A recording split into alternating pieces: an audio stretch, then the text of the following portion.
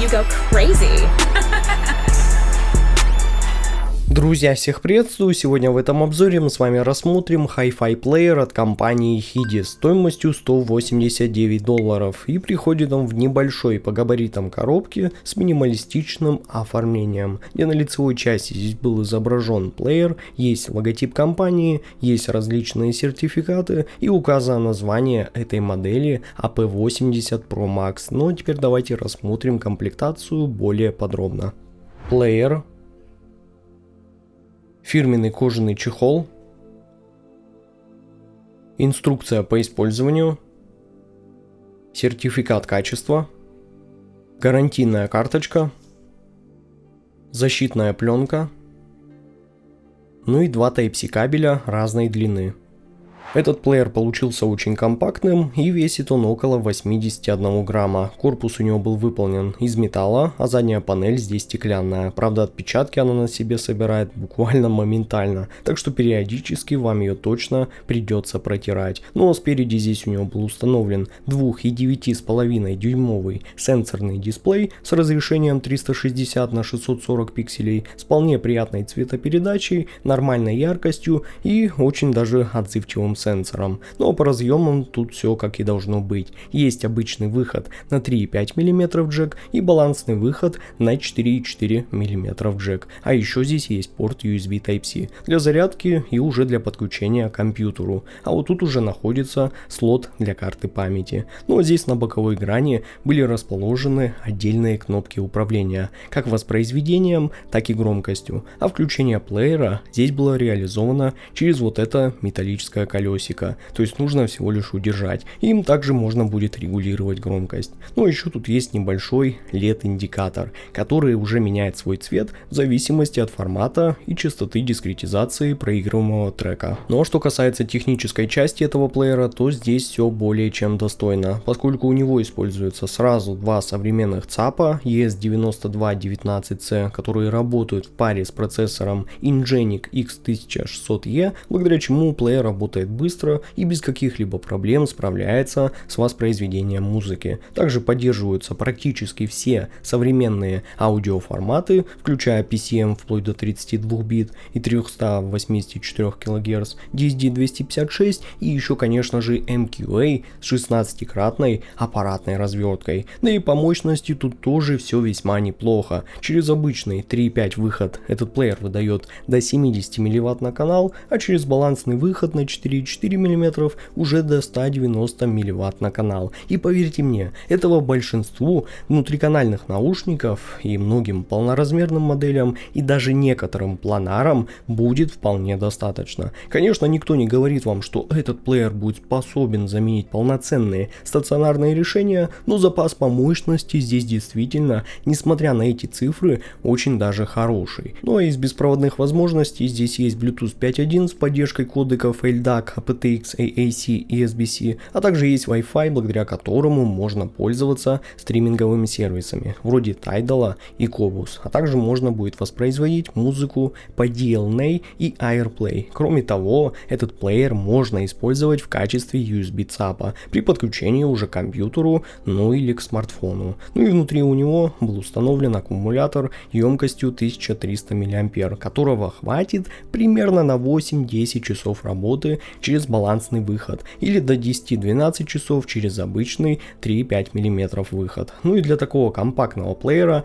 на мой взгляд, это очень даже достойный результат. Ну а теперь давайте перейдем к интерфейсу. Но включается этот плеер очень быстро, буквально за пару секунд, и после мы сразу попадаем на главный экран, где нас встречает основное меню с различными разделами. Здесь вверху отображается установленная громкость, посередине имеются часы, ну а справа отображается заряд батареи. А потянув вот так вот шторку, мы переходим с вами в меню быстрого доступа, где здесь можно будет отрегулировать яркость дисплея, включить следующий или предыдущий трек, поставить на паузу, либо воспроизвести его, и можно еще включить как Bluetooth, Wi-Fi и использовать уже здесь другие назначенные вами функции. Но перейдя уже в раздел музыка, мы сразу с вами переходим в нашу библиотеку с абсолютно разной музыкой, что присутствует сейчас на моей microSD карте. И здесь есть как просмотр сразу всех всех треков по списку.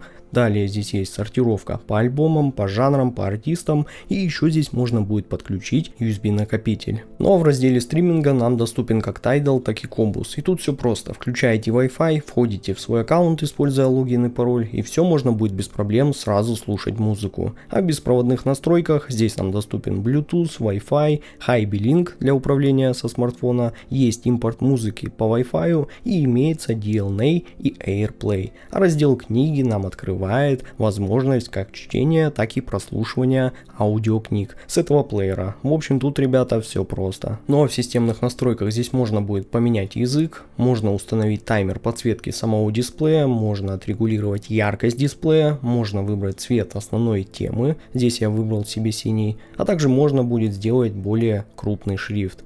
Также здесь можно выбрать режим работы по USB, можно включить и выключить ограничения по току, также можно включить обратную связь для того, чтобы этот плеер мог работать уже в качестве ЦАПа. Ну еще можно настроить время, есть режим ожидания, есть специальный режим сна и еще можно включить показ заряда батареи уже в процентах. Ну а также можно включить и выключить подсветку LED-индикатора, можно включить и выключить работу кнопок, когда выключен дисплей, в том числе и можно выключить регулировку самой громкости, а также можно отрегулировать порядок иконок в меню быстрого доступа. Ну и еще тут есть сброс настроек этого плеера и доступно обновление прошивки как по Wi-Fi, так и через SD-карту. Ну а здесь уже можно будет посмотреть версию прошивки и другие данные. Ну и давайте быстренько глянем полезные настройки, которые находятся вот здесь в разделе музыка. И здесь есть как популярный эквалайзер MSEB, еще есть базовый эквалайзер и мой любимый параметрический эквалайзер, который я вам могу от себя уже смело рекомендовать, если вы планируете хоть как-то начать корректировать АЧХ ваших наушников. И здесь можно будет прям очень хорошо и самое главное точно его настроить и даже сохранить настройки, что как по мне несомненный плюс. Ну а далее здесь можно отсканировать всю музыку на флешке, нажав обновить медиатеку. Здесь можно будет выбрать ручное или автоматическое обновление и также включить распознавание MQA файлов. Ну а здесь уже можно будет выбрать режим воспроизведения.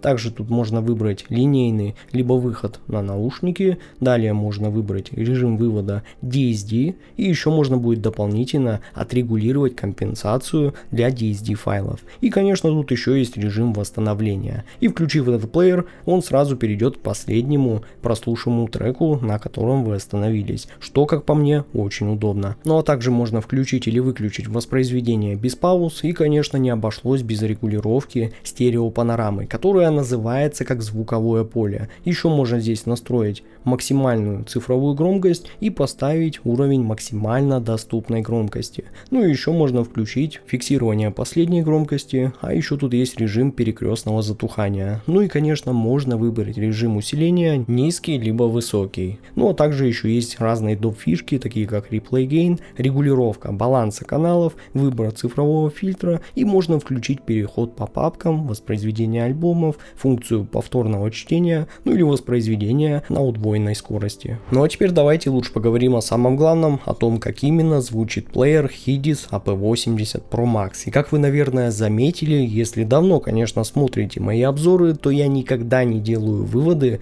после пары дней прослушивания. И этот плеер я тестировал буквально больше месяца, причем слушал его практически каждый день и самыми разными наушниками, чтобы действительно понять его характер и собрать для вас максимально уже полные впечатления. И знаете, за все это время он смог меня действительно приятно удивить. И это как раз тот случай, когда вроде бы ожидаешь просто такой хороший, компактный и в какой-то степени прогулочный аудиоплеер, а в итоге получаешь действительно серьезное для этой ценовой категории устройство, к которому постоянно хочется возвращаться. И получился он очень универсальным, с техничным, нейтральным и сбалансированным характером звучания. При этом назвать его каким-то супер стерильным или скучным у меня вообще язык не поворачивается. А наоборот, у него есть какая-то своя подача, которая буквально затягивает вас в музыку. И ты просто включаешь любимый альбом, а спустя какое-то время ловишь себя на мысли, что уже давно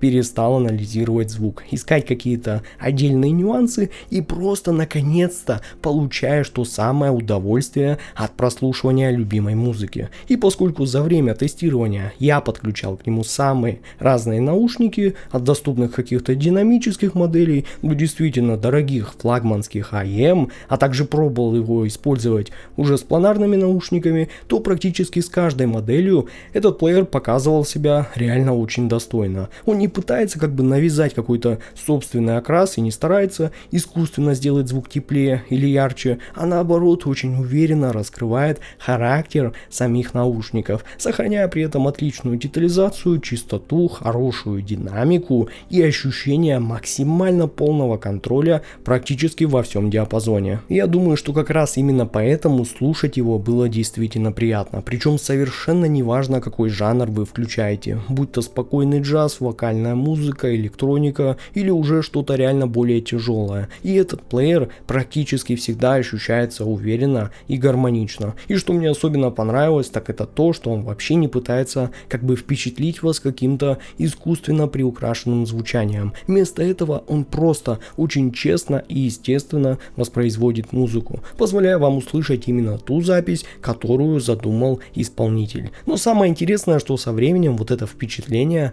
у меня совершенно не изменилось, а наоборот, чем дольше я пользовался этим плеером, тем больше я начинал ценить его подход к подаче музыки. И лично мне его подход оказался действительно очень близок, потому что именно он позволяет вам услышать характер самих наушников, а не характер уже самого источника. Ну и в итоге я пришел к тому, что Hidis AP80 Pro Max это действительно очень удачный аудиофильский плеер. И это именно тот случай, когда его компактные размеры совершенно не отражают всех его возможностей. И как по мне, он отлично справляется с самыми разными наушниками и не требует какого-то долгого привыкания к своему характеру. И просто буквально сразу дарит вам удовольствие от прослушивания. А сам звук у него получился настолько приятным, техничным и универсальным, что музыку действительно хочется слушать снова и снова. Поэтому от себя, друзья, этот плеер я смело рекомендую вам к покупке. Ну а ссылка на покупку этого плеера находится в описании и закрепленном комментарии под этим видео. С вами как всегда был IC Genius, спасибо всем за просмотр и до скорых встреч уже в новых обзорах.